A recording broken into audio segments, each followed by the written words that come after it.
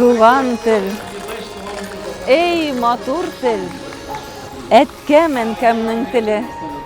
Дөньяда күп нәрсә белдем, син туган тел аркылы.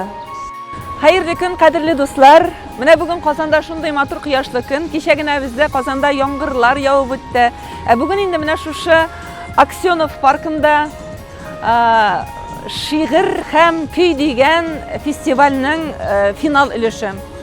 Бу сүз һәм көй дип атала. Бүген монда профессионал шагыйрьләр түгел, үзешчән шагыйрьләр һәм шагыйрәләр үзләренең язган шигырьләрен укып көч сынашалар. Әлбәттә, бүгенге көндә менә шушындый шигырь язучылар һәм аларны тыңларга әзер булучы кешеләр булганда шатланмыйча нишлисең? Бик менә күңелдә шундый шатлык хисләр уяна. Менә инде халык җыела башлады, әле тагын 1 сәгать башланырга вакыт калса дагын. Бу паркларда шушы фестивальнең үтүе миңа калса, ул бик күңелгә ятышлы. Кеше менә ниләргә, культура учакларына, кайда булса театрларга барганда, ул өстәмә киенергә, ясанырга, бизәнергә тиеш. Монда инде өеңнән чыктың, монда урамнан үтеп китәсеңме, син менә монда үзеңнән үзең тамашачы буласың. Минем үземә бик ошый, һәм мин бүген финал өлешендә дә жюрида катнашам. Хәзер барсына дагын хәерле шундый чыгыш ясауларын телисе килә һәм тамашачыларның тагы да күбрәк җыелуларын телим.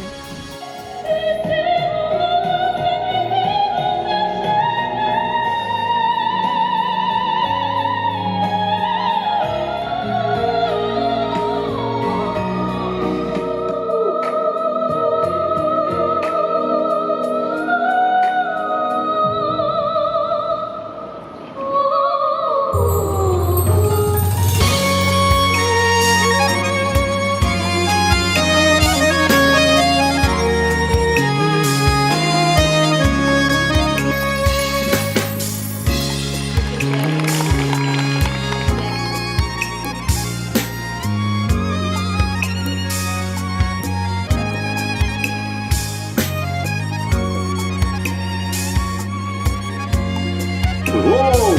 Это те же самые, кто поют.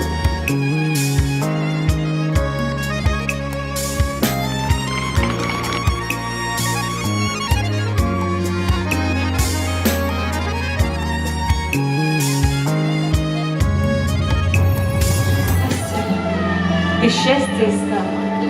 Вот ответ. Душа и палитра чувств.